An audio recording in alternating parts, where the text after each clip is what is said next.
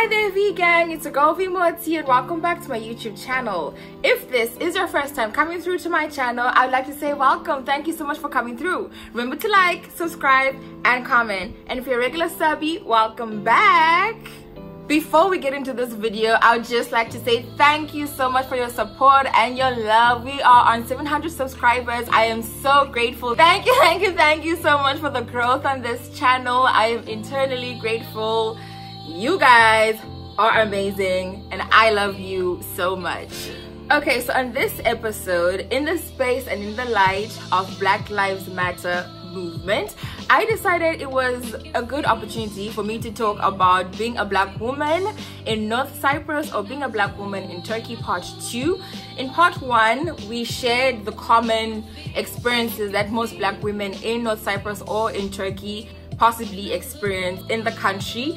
So within this space, I thought it was an opportune time to bring up the topic again and share certain experiences that young women may have had in North Cyprus or in Turkey. And if you want to see more about this, stay tuned for more.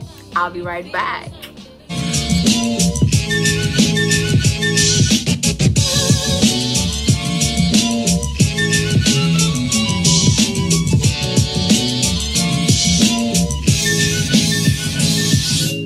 Subscribe. So this is like a young disclaimer. This is not trying to bash the country, not trying to stir any drama with people from North Cyprus or Turkey. It is just genuine experiences that girls have had, and I am going to share them with you. I will not be saying or sharing the names of the people who shared with me their stories, but I will let you know their stories. It's a moment of enlightenment. It's a moment of getting to know the realities on the ground, and it's a moment for us to learn from these experiences so that we don't go through these experiences, or we are aware of the situation on ground. And yeah, let's get into it. So I'm going to do something a bit different. Instead of reading these experiences and discussing them by myself, I'm going to read them, and then you will let me know what you think in the comment sections down below, and we can have a fruitful discussion about it. Okay, so person number 1 says, let me tell you something. Tell us, sis. In my experience, Turkish men have inappropriate behaviors in auto stops. Some men feel like it's within their right to touch you because they gave you a lift. Some also offer money in exchange for sex, and some girls fall for it because they will be desperate for money. Okay, let me know what you think about this. It's an experience or experiences that most girls in North Cyprus or Turkey go through, and yeah, that kind of sucks though. Like, you're not being forced to give someone a lift. You give them a lift, and then in exchange for the lift, you are wanting sex. It doesn't make sense. But hey, let me know what you think. Person number 2 says, it is so scary to visit any guy without them thinking you want something. I visited a guy and he thought it was a ticket to sleep with me. That was never my intention, but some men here feel so entitled. No means no. I know so many cases where women have been put into terrible situations after trusting the wrong man, but no one reports because there's a stigma that says if you went there, you wanted it. This is so deep. Consent is very important, and I feel like people need to be able to talk about certain things. And the stigma is real though. If you went there, that means you wanted it. Let me know what you think. This is an experience from someone else. Oh yeah, some of these experiences are not directly towards Turkish men only. Some of these experiences, as I've seen from reading through it before, that they're also talking about experiences with Black men as well. So yeah, this is like an entirely Black woman experience, and yeah, we're shedding light. Person number 3 says, people lie to you before you come onto the island. That's North Cyprus. North Cyprus is an island. It is hard to find a proper job on the island. Even in supermarkets like Lamar, it is hard to find a job. You also never see a Black person working in those places. The jobs available are for cleaning houses and offices, etc., construction, carrying water and gas or movers, drivers, waitressing, hosting, etc. Like, there's no proper desk job easily available for Black women. After struggles to get a job, Many African women end up dating bad boys for survival. Interesting. Let me know what you think about this too, but it's an actual experience. Like, I feel like it's really real. And I feel like also agents who bring people to certain countries, I know it's about the money. You get money and commission from schools, but I also think it's really important to tell people straight up that, yo, getting a job is really hard. You literally have to shine your eye, as Nigerians would say. You need to like be streetwise and literally know someone who knows someone who knows someone in order for you to get a proper job. So yeah, let me know what you think about this. Girl number 4 says, girl, I'm not girl. Girl, there's no lie there. Turkish men openly ask black women for sex in exchange for money because they know of the hardships in Africa. There has been some cases where landlords also demand sex in the event that African tenants cannot pay rent. Okay. In the offices, it's the same thing. Some agree, some refuse. It's a matter of morality, honestly. Yo, this is intense. So if you can't pay rent, landlord will be like, okay, for this month's rent, you have to sleep with me. Or in the offices, to keep your job, to get a job, to get paid, to get full salary, you need to sleep with the boss or the manager or the supervisor, somebody. You have to sleep with somebody. So that's intense. Let me know what you think. Girl number 5 says, hey girl, things are tough back home. So these hardships in Africa have led many black girls to resort to using their bodies in order to make ends meet.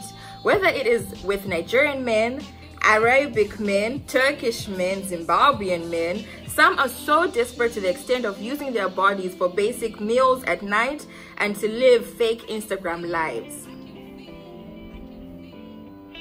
Okay, I know you felt that. I know you felt that. Let me know what you think about this.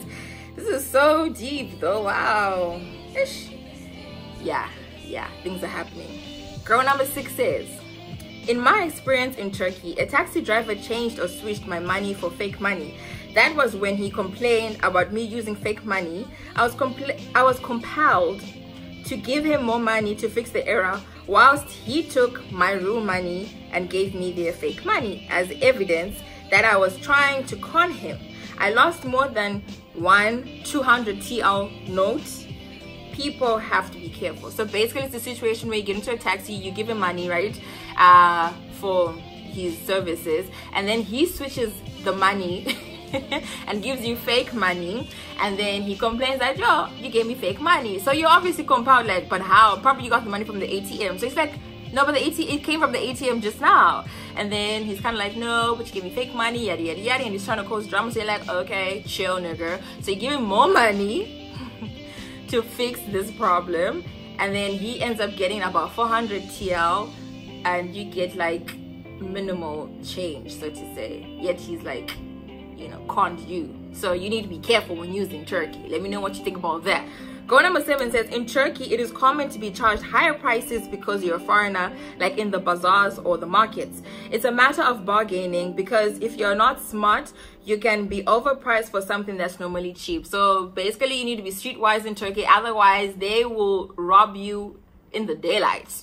Number 8 says, in my experience, landlords increase rent and don't give you house contracts as they are supposed to pay tax, or they make you sign blank contracts so that they can lie the figure you are paying to the government. As such, the figures they fill in when the documents go to the tax offices have different amounts from what you would actually be paying them.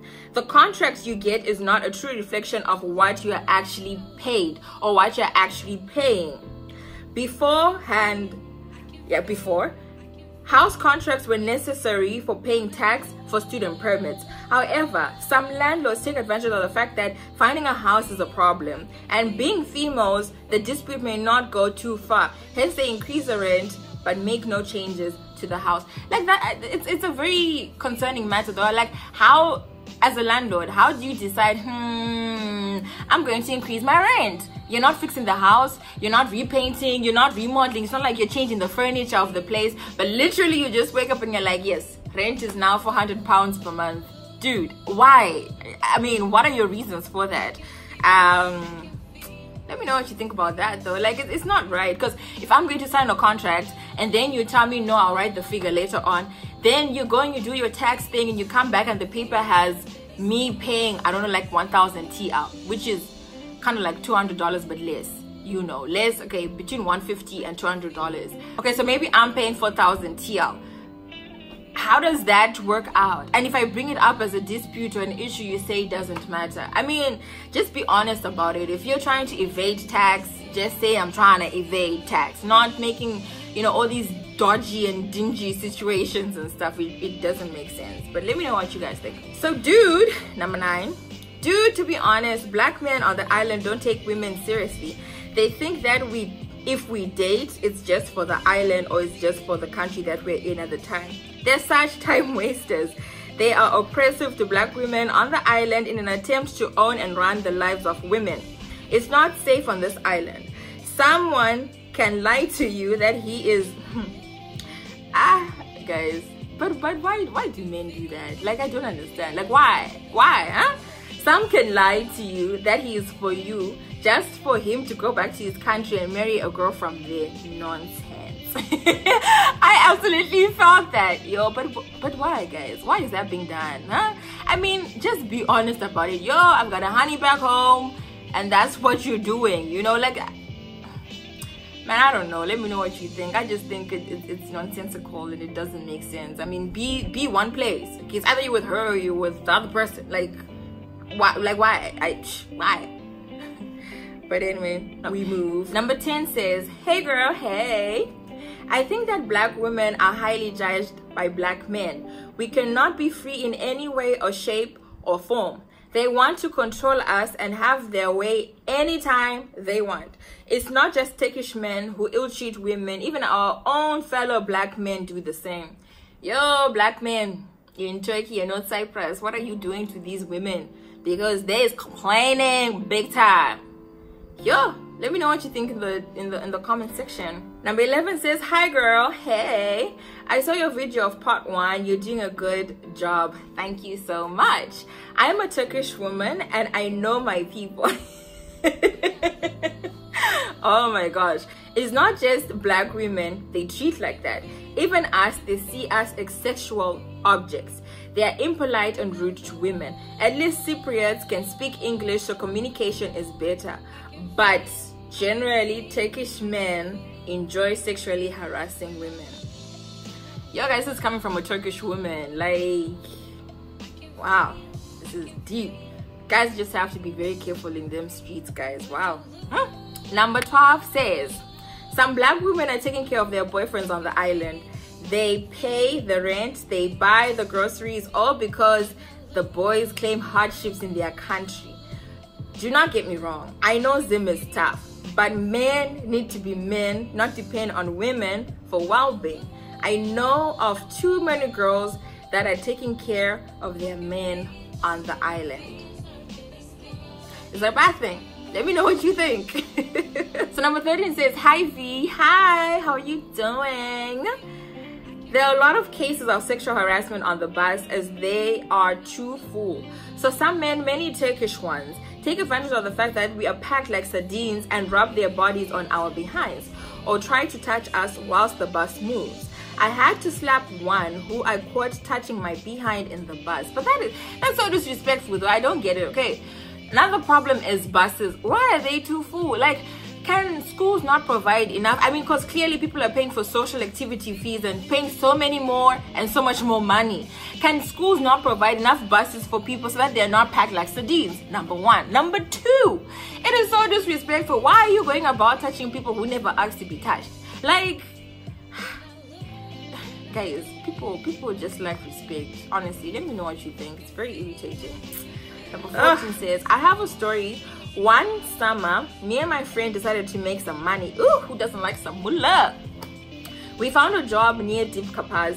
The man wanted one person, but we agreed to split the money for one between us 2 friends. Okay, I get that. So like one salary split between 2 people since he wanted one person originally.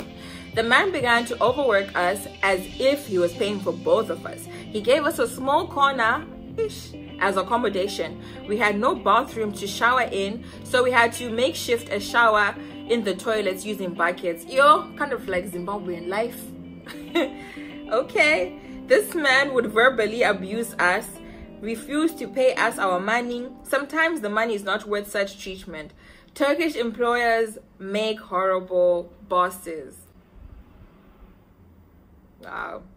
As a black woman, we need to learn to speak up and stand up for our rights and justice if things are not making sense. Well, I agree with that. If things are not making sense in the office, if things are not making sense where you're working, in your school, in whatever situation it is, you should be able to speak up and voice your opinion. It is very important. That's the only way we can get justice in the system. And the last one says, hi girl, hey, black men abuse black women. What is going on with black men, guys? Like, what are you doing to them sisters? While some do, yes, there's some good guys out there. I know of girls who are beaten up by their boyfriends. Not to say being beaten up by a husband is any better, but boyfriends beat up girlfriends. They oppress black women as to control how and where they move. They exert their insecurities onto their women and then they cheat on them. That is so man, like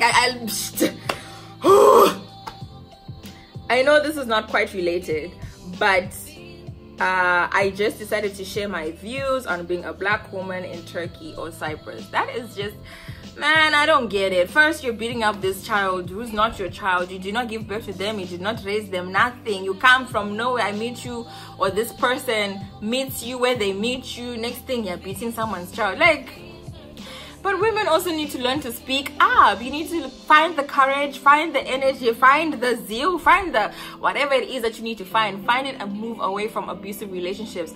I'm always just thinking in my head, if this man is doing that to you and you're not his wife, what more if you're his wife? You kill you. You know, like, I don't get it. But anyway, let me know what y'all think. These are some, I couldn't read all of them because it's just too much and I didn't want this video to be too long, but these are some of the experiences that young girls, young ladies, young black ladies, wow, and Turkish women as well as we have seen, have been going through in North Cyprus and in Turkey. Let me know your thoughts. Thank you so much for watching my YouTube video. Remember to like, subscribe and comment, and I'll check you out my next upload. Bye. God bless.